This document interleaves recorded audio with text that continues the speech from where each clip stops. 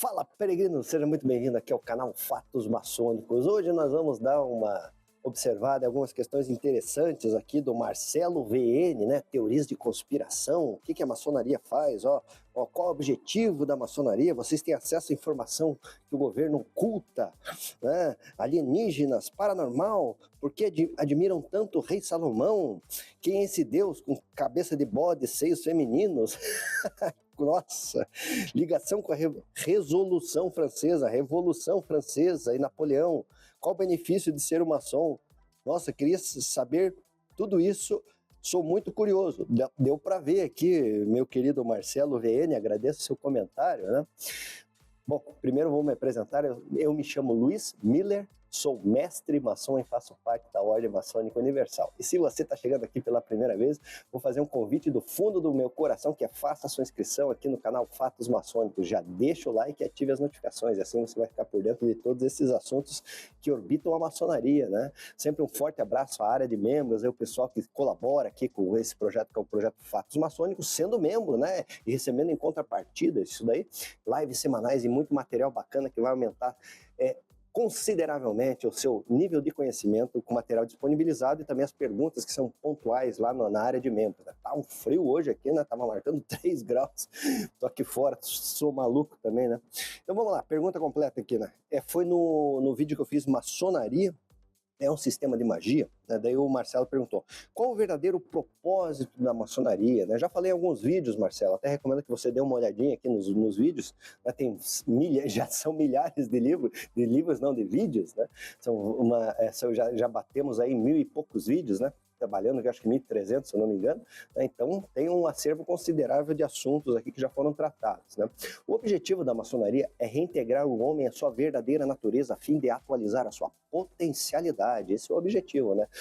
A maçonaria trabalha, né, ela absorveu a linha dos operativos, na verdade, né, trabalha com essa simbologia dos construtores, né, que é um conceito tradicional, né, e daí tem as metáforas, né, desbastar a pedra bruta, é o homem encontrar o seu interior, né, para conhecer a sua essência e assim conseguir conhecer a essência e assim atualizar, né, como dizia Aristóteles, a sua potencialidade, certo? Então funciona desse jeito a maçonaria. Esse é o objetivo, encontrar, né, o seu íntimo, né, e observar o seu íntimo, as questões que lhe faltam ser trabalhadas, e assim você só consegue ver essa perspectiva através da essência. Então esse é o objetivo principal da maçonaria, que trabalha com sistema, pedagogia, doutrina, em cima dessa questão, valores e virtudes, né?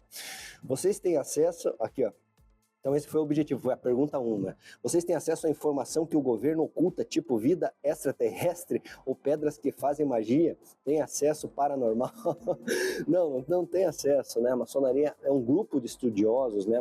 A maçonaria, como eu defino, é um ponto de convergência de uma série de linhas, né? Então você vai ter muitos filósofos, estudo aprofundado, assim, da melhor e da maior intelectualidade que o homem conseguiu desenvolver no decorrer dos séculos, né? É uma coisa muito bacana. Então a maçonaria não tem acesso a essas questões de vida extraterrestre, é uma particularidade, né? Não vou nem entrar na minha opinião sobre essas questões, né? Mas isso é de cada um, certo? Se o existem irmãos que estudam ufologia, né? Que é assim, a disciplina que estuda os UFOs, né? Os objetos extraterrestres e tal, né? Então existe isso daí. Existem irmãos que são, vamos dizer, partidários desse tipo de ponto de vista, sim, né? É permitido, né? A maçonaria como instituição, como corrente, fala sobre isso? Não fala, né?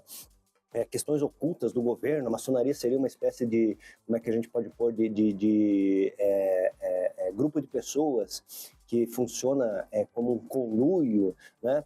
Já foi muito, né, desde o princípio, né, a maçonaria já foi muito confundida com esse tipo de coisa, que seria uma organização para conspiração, esse tipo de coisa, e aqui você está falando junto com o governo. Não tem nada disso, isso daí são teorias de conspiração que acompanham a maçonaria desde o começo da sua história, né? Então, feito por pessoas que por desconhecimento, por ignorância do que seja a maçonaria, né, ou até mesmo por má fé, acabam divulgando esse tipo de coisa. Então é assim que funciona, né?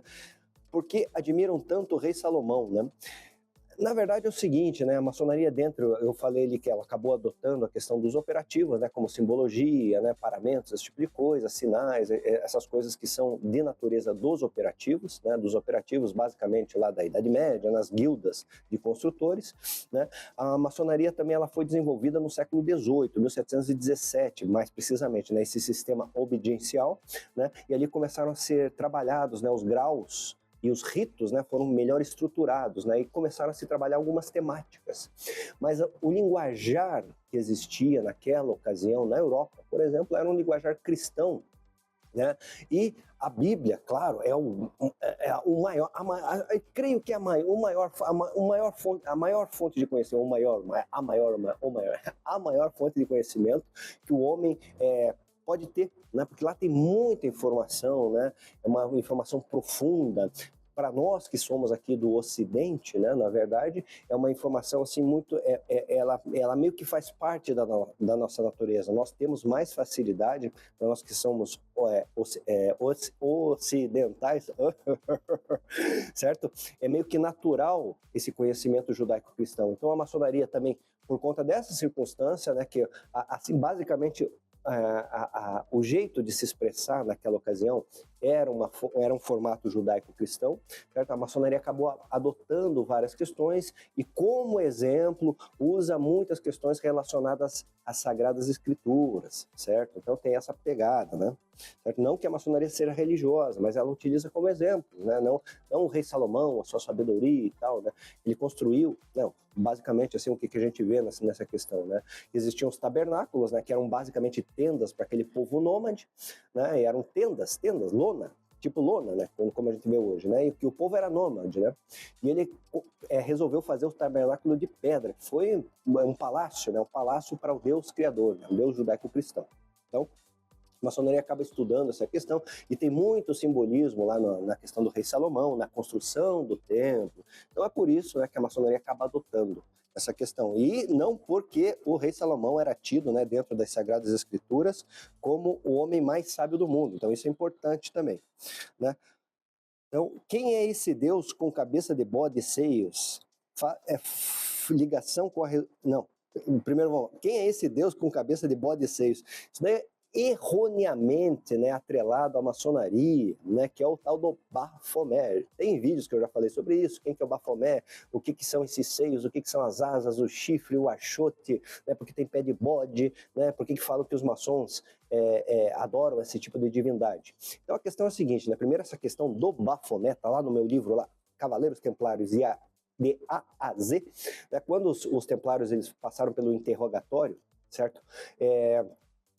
Eles foram acusados de uma série de coisas, né, que foi uma acusação, assim, foi um Ctrl-C, Ctrl-V do Felipe o Belo, né, sobre a acusação dos cátaros, por exemplo, né.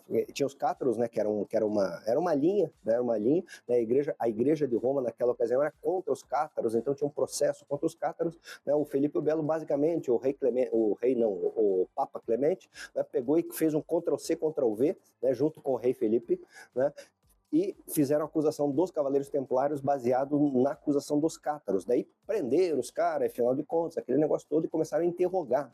Eles tinham sido acusados, né? A primeira menção do nome Baphomet surgiu ali, certo? Eles tinham sido acusados de estar louvando, né, as mesquitas bafomerianas, né? Porque eram os locais onde saía fumaça e tal, né? Estava bafomando, né? E daí, ok, beleza, tem essa questão, né, que é uma questão histórica, né? Isso daí está no livro, está na acusação dos templários, né?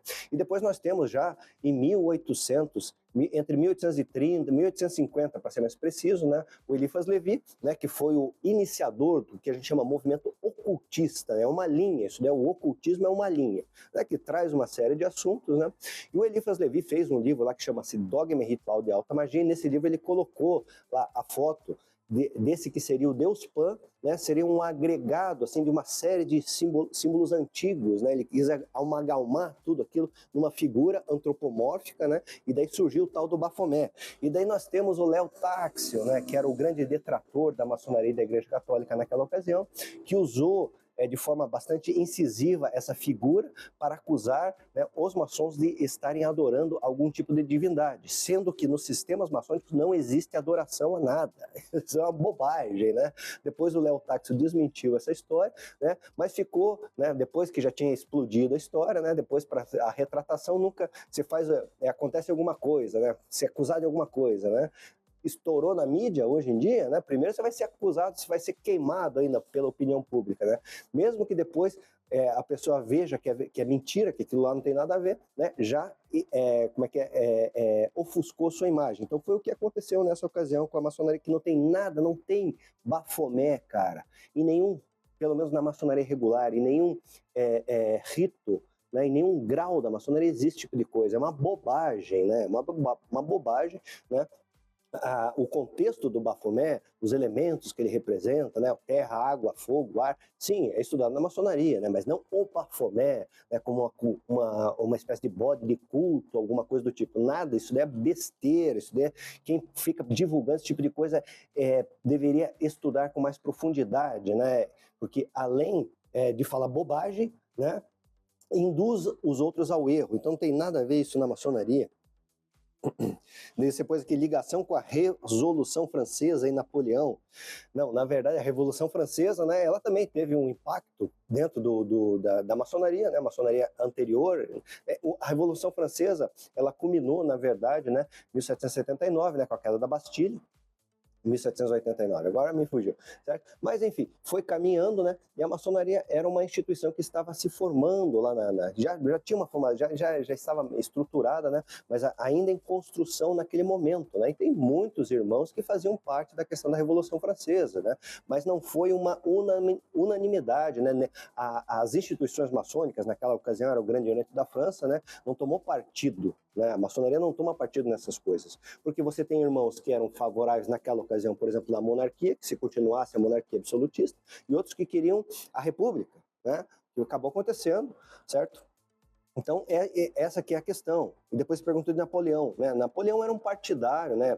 Que foi isso aí é depois, né? Isso aí já é depois, 1804, né? Até 1815, né?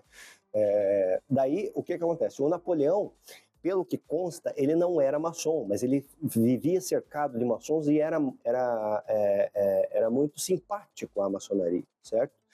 Então ele era simpático, e a maçonaria na França, obviamente, né? Alguns irmãos, a mesma questão, né? Alguns eram simpáticos a Napoleão, mas nem todos, então tem essa diversidade. Mas o Napoleão teve um impacto na maçonaria? Não teve, né? Não teve, assim, basicamente criou alguma coisa? Não teve. Né? Diz que lá na França é diferente aqui do Brasil, né? Que a Josefina, lá que era imperatriz, né? Ela era venerável mestre de uma loja do rito escocês, né? Venerável mestre de uma loja do rito escocês, que lá tem a maçonaria mista, assim, com bastante ênfase. Aqui no Brasil não tem tanto, né? Mas fora isso, né, esse envolvimento, mas não teve impacto doutrinário, por exemplo, não tem nada a ver isso daí. Qual o benefício de ser maçom? Muitos, né, no sentido que você vai explorar a verdadeira essência do homem, você vai ter acesso à mais alta intelectualidade, certo? E isso ajuda, no final das contas, a você conviver nesse nosso mundo material com mais harmonia, você vai compreender, maçonaria traz consciência, traz compreensão, claro, para aquele maçom que é pesquisador. Queria saber de tudo isso, sou muito curioso. Pois é, então eu dei um ampassando nessa questão, né? Recomendo que você, meu querido Marcelo, dê uma pesquisada, né? Até porque em cada um desses tópicos que você perguntou tem um vídeo específico sobre o assunto. Então dá uma viajada aqui nos vídeos do canal Fatos Maçônicos, né?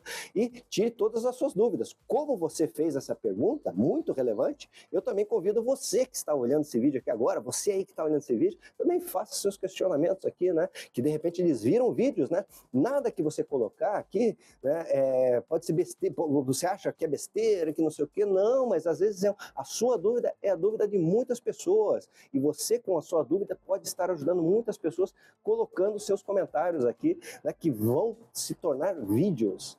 Então, conheça meu site luismiller.com.br e até o nosso próximo encontro, um fortíssimo e grande abraço.